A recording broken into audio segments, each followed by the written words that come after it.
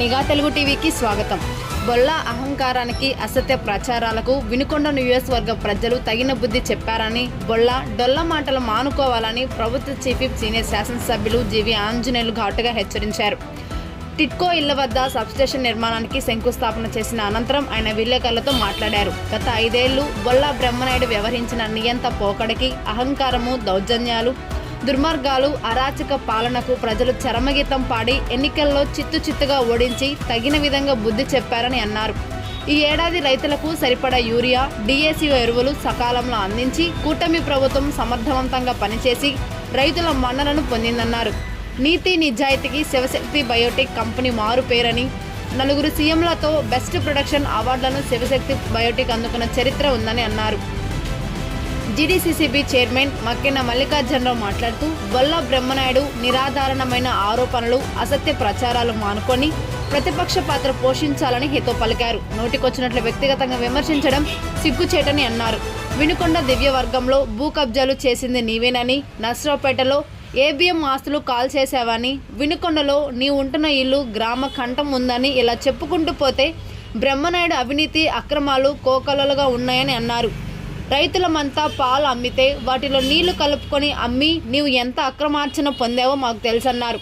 ఇప్పటికైనా వ్యక్తిగత ఆరోపణలు మానుకొని నియోజకవర్గ అభివృద్ధికి సూచనలు, సలహాలు ఇస్తూ గౌరవం కాపాడుకోవాలని ఆయన స్పష్టం చేశారు. ఈ విధంగా కేబినెట్ హోదాని వచ్చిన తర్వాత నిరంతరం ప్రభుత్వ నిధులు ఎక్కడ ఉన్నాయి, వాటిని ఏ విధంగా సాధించాలని ఒక ఆలోచనతో అందరు మంత్రులను కలవటం, ముఖ్యమంత్రి గారిని కలవటం, అదేవిధంగా లోకేష్ గారిని, అటు పవన్ కళ్యాణ్ గారిని కూడా కలిసి ఈ నియోజకవర్గానికి అన్ని రకాలుగా అనుమతులు తీసుకురావటం, అభివృద్ధిని కూడా ఈ రోజున బ్రహ్మాండంగా ఎప్పుడూ లేని విధంగా టౌన్లో బ్రహ్మాండంగా సీసీ రోడ్లు, సీసీ డ్రైన్లు, అటు వరకపూడి సెలవు చూసినట్టయితే అనుమతులు తీసుకొచ్చారు ఎంపీ గారు, ఎమ్మెల్యే గారు కలిసి. ఎప్పుడూ లేని విధంగా మన నేషనల్ హైవే చేశారు. ఇక్కడి నుంచి 2600 కోట్ల రూపాయలతో వినుకొండ నుంచి అమరావతికి. ఇవన్నీ కూడా కొన్ని ఆయన ఒక స్పష్టమైనటువంటి విధానంతో ముందుకెళ్తున్నారు.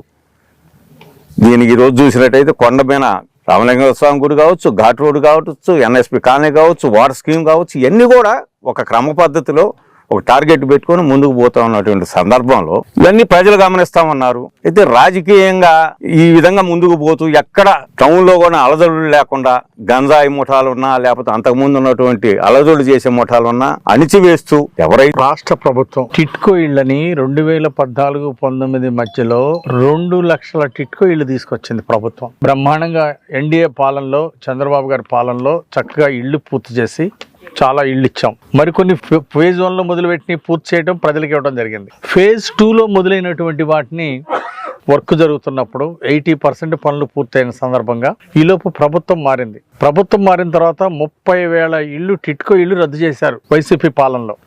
అంటే వినుకొండలో 4,000 ఇళ్ళు శాంక్షన్ చేపిస్తే అందులో 1440 ఇళ్లు కన్స్ట్రక్షన్ మొదలు పెట్టాం ఫేజ్ 1లో. ఇక తెలుగుదేశం పాలన ఉంటే 4,000 ఇళ్లు పూర్తయ్యాయి. దురదృష్టవశాత్తు ఒక్క అవకాశం అంటే సరే, వైసీపీ పాలనకి ప్రజలు అవకాశం ఇచ్చిన పాపానికి ఈరోజు వినుకొండలోనే 1440 పోను మిగిలిన 4,000 ఇళ్లలో మిగిలినవన్నీ కూడా 2,000 పైగా ఇళ్లు రద్దు చేశారు వినుకొండలో. ఈ విధంగా రాష్ట్రంలో 30,000 ఇళ్లు కేంద్ర ప్రభుత్వం నుండి వచ్చిన ఇళ్లుని రాష్ట్ర ప్రభుత్వ కంట్రిబ్యూషన్ కట్టాల్సి వస్తుందని రద్దు చేసుకున్నారు.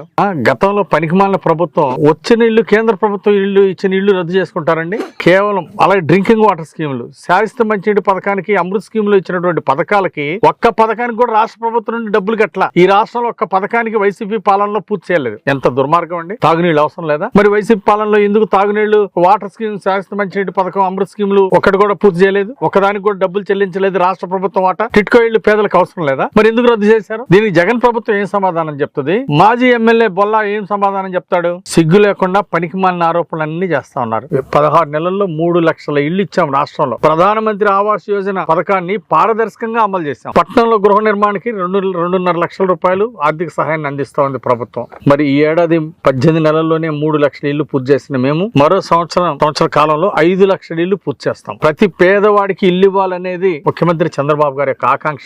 ఎన్డీఏ ప్రభుత్వం ఆశయాలు సాధిస్తుంది. ప్రతి పేదవాడికి ఇల్లు ఇచ్చే లక్ష్యంగా రానున్న 5 సంవత్సరాల్లో ప్రతి